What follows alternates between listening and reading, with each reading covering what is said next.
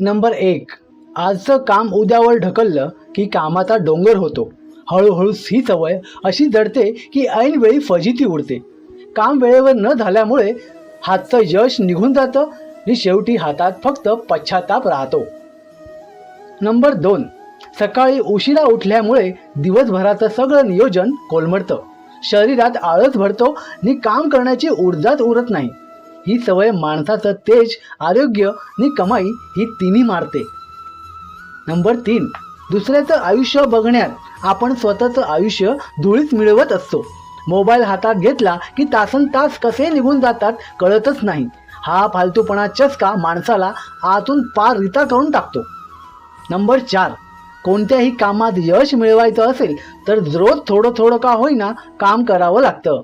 2 दिवस उड्या मारून तिसऱ्या दिवशी निवांत बसलात तर हातात काहीच पडणार नाही. सातत्य नसेल तर आयुष्यात कधीच प्रगती होत नाही. नंबर 5, पारावर बसून जगाच्या उठाठेवी केल्यानं आपल्या घरात भाकर भाजली जात नाही. उगाच लोकांचे उणे धुणे काढण्यास स्वतःचा किमती वेळ वाया जातो. त्यापेक्षा तोच वेळ स्वतःच्या कामाला दिला तर 4 रुपये खिशात तरी राहतील. नंबर 6, काही काम नसताना रात्री उशिरापर्यंत जागल्यानं शरीर खंगत जातं. सकाळी लवकर जाग येत नाही आणि दिवसभर डोक्यावर सुस्ती साचलेली असते. ही सवय आरोग्याची पार वाट लावून टाकते. नंबर 7, रातोरात श्रीमंत व्हायच्या नादात माणूस भलत्याच भानगडीत किंवा लॉटरीच्या नादात अडकतो. कष्टाशिवाय मिळालेला पैसा कधीच टिकत नाही हे पक्क ध्यानात ठेवा.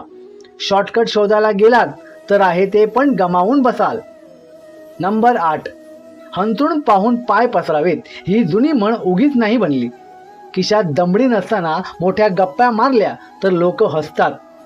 हातचे पैसे जपून वापरले नाहीत तर अडचणीच्या वेळी भीक मागायची वेळ येते.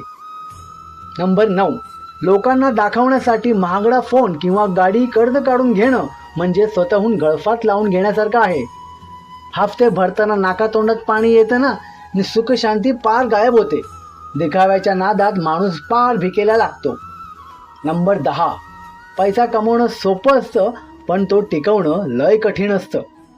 हातात पैसा आला की लगेच उडवायची खाद असणाऱ्यांना भविष्यात लय हाल सोसावे लागतात. थोडे तरी पैसे अडचणीच्या वेळेसाठी राखून ठेवावेच लागतात. नंबर 11, कोणावरही आंधळा विश्वास ठेवून उधारी दिली की तो पैसा परत मिळणं कठीण असतं. पैसे देताना माणूस हात जोडतो पण मागायची वेळ आली की तोच डोळे वटारतो. शेवटी स्वतःचेच पैसे मिळवण्यासाठी गयावया करावी लागते. नंबर 12, रुपया कुठे येतोय आणि कुठे जातोय याचा हिशोब नसेल तर खिसा कधी रिकामा झाला हे कळणारच नाही. महिन्याच्या शेवटी पैसे कुठे गेले असा विचार करत कपाळावर हात मारावा लागतो. व्यवहारात चोख राहिल्याशिवाय संसारात बरकत येत नाही. नंबर 13, बापाच्या कमाईवरती मात दाखवणं लय सोपं असतं पण स्वतः कमवायला लागल्यावर मिठाची किंमत कळते. स्वतःच्या पायावर उभं राहिल्याशिवाय समाजात कवडीची किंमत मिळत नाही. घरच्यांच्या जीवावर उड्या मारणारा माणूस कधीच मोठा होत नाही. नंबर 14, दुसऱ्याच्या कर्जाला जामीन राहणं म्हणजे दुसऱ्याच्या कुऱ्हाडीवर स्वतःचा पाय देणं आहे. ज्याच्यासाठी जामीन राहाल तो पळून गेला की बँक तुमच्या गळ्याला आवळते.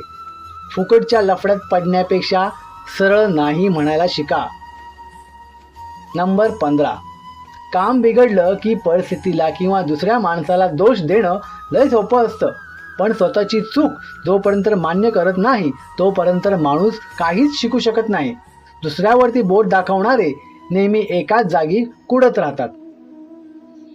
नंबर 16, माजनी अहंकार माणसाची बुद्धी भ्रष्ट करतो. अहमपणामुळे चांगली नाती, हाताशी आलेल्या संधी या पार निघून जातात. डोक्यात हवा गेली की माणूस आपल्या माणसांनाच गमावून बसतो. नंबर 17, शेजाऱ्यांची गाडी किंवा मित्राची प्रगती बघून जळण्यात काहीच फायदा नाही.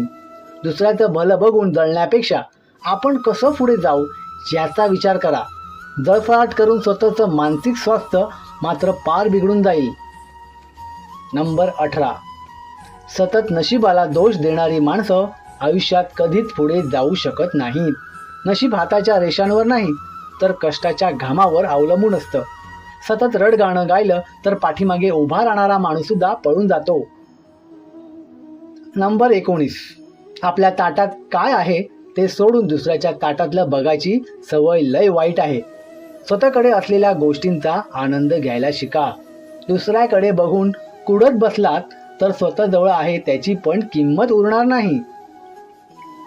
नंबर 20, रागाच्या भरात घेतलेला निर्णय आणि बोललेला शब्द नेहमी नुकसानच करतो.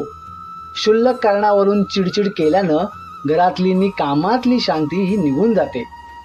राग आवडता आला नाही तर माणूस स्वतःचा शत्रू बनतो. मित्रांनो, ह्या होत्या आयुष्याचा सत्यानाश करणाऱ्या 20 सवयी. व्हिडिओ कसा वाटला? व्हिडिओ आवडला असेल तर व्हिडिओला लाईक, शेअर, कमेंट नक्की करा. व्हिडिओ पूर्ण बघितल्याबद्दल धन्यवाद.